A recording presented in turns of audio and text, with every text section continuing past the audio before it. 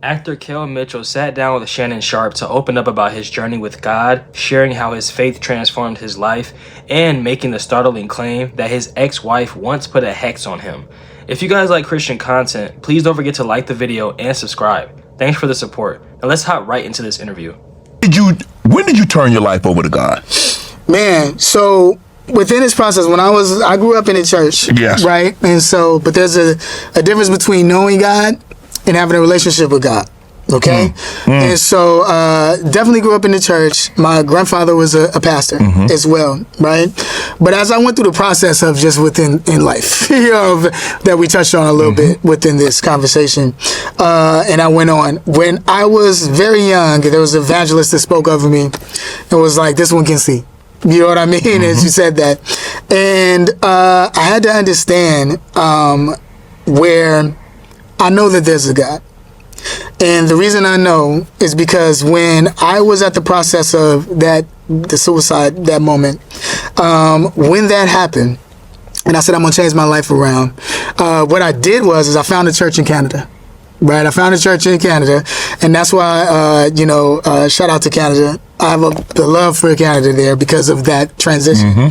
And it was just a church that was around the corner. I just went walking. I said, the first church I see, I'm going to go in there, right? And I rededicated my life to Christ within there, right? I did that, and had already done it before. Right? So after I do that, it wasn't like everything changed. At that moment, now this was... Kel mentioned something about a moment of suicide. He didn't go into full detail about it, but it seems like he's glorifying God, showing up at the lowest moment in his life, and that's beautiful. Let's continue. They changed. At that moment, now this was a process of me finding myself. So when I got back to LA, started the divorce process, which that was very traumatic. After read about that, we're going to talk about that. Yeah. We'll talk about that, right? But started that process of that, right? And then also, too, being single now. Now I'm back out here. Yeah, you know what I mean? So you back on the market. Yeah, so that was kind of crazy, too, within the different relationships that I went through and having these different relationships. And I got to a point after being in other relationships that was wild. And it was like, yo, Kel, maybe you should take some time to learn to love yourself and find out who you really are. Because you've been adulting within the limelight this entire time. Kel offers some powerful advice that many people need to hear today.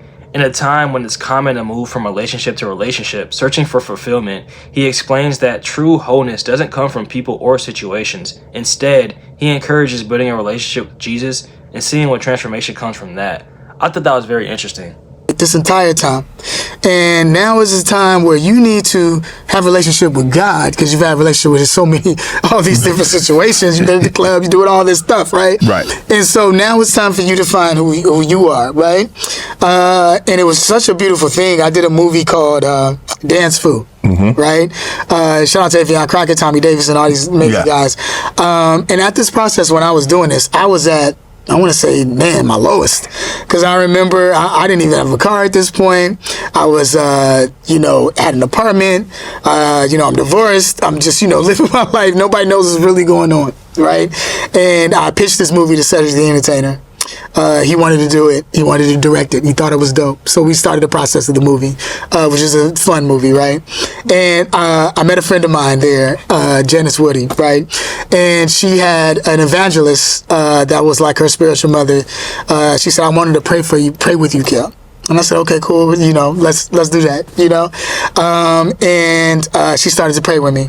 I met another evangelist in the same process, a friend of mine named Chico Bennyman, not Chico Bennyman, Chico.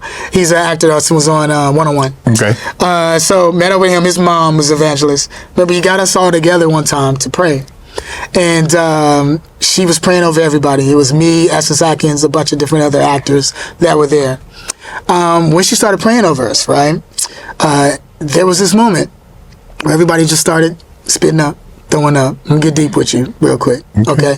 So it was like an exorcist type of moment, with everybody. And I walk into this situation where I'm like, hey, yo, what is really going on? What's going on? And now this process, I'm walking in, I'm dating the girl that I'm dating at that time. We all walk in there. And she notices, Chico's mom notices that, I'm going through, some things. She said, come here. I said, okay. She said, you need to forgive some people. And you need to say that person's name out loud. And I know what you're going through within court and all the things you're going through. You need to forgive that person. And you need to say her name out loud. So I said, I said my ex's name out loud and forgave her, and let go of that anger and forgave her, right? She said also, too, she has done some things as far as, like, putting a hex on you, these different things she has done, spiritual-wise. And I'm like, what? I'm like, yo, Man, you put the root on you? I'm like, yo, what you talking about? Like, word, like, what? And she's like, yeah. I understood it, within what was going on. When she told me that, now this is me being introduced to the spiritual realm, because we were spirits. Right. And we're in the spiritual realm. And so when that happened, she said, I want you to say blood of Jesus. I want you to start saying blood of Jesus, and I'm going to pray over you. And she started to do that. Now I'm spitting up. And within that process, getting reconnected to the Lord in a very spiritual way in this moment. Now all my friends are here. Some of my homies are here. And they're seeing me. And what is happening within this process, demons start, like, literally speaking out their name. I'm saying their names out loud, but they're coming out of my body. So each one is saying who they are. So imagine I'm watching this as this is happening to me, and they're literally going, I'm such and such, and my body would contort and be something totally different as this is talking, and I'm spitting out. And as this is going on and I'm saying all this, I'm like, yo, and they all come out. Finally, I'm tired after like an hour of warring within the spirit. And everyone's she's speaking in tongues and me warring within the spirit. And after that happens, then I get up and my face, bro, like my face was totally clear. Like I'm talking like clear. I went to the bathroom and I'm like, yo, and I just sat down and it was like I just had a craziest workout. And at that moment, no one could tell me that there's not a God. Wow. Because I understood that this is spiritual warfare that we're dealing with. Then I also understood that throughout every process between work and also with relationships and toxic relationships and everything, that there's a real enemy that is warring for us.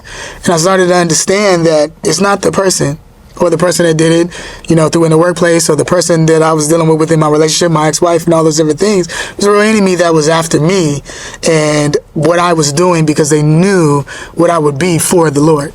Kel unpacked a lot in that conversation, but what really stood out to me was when he said the enemy was after him because God had a purpose for his life.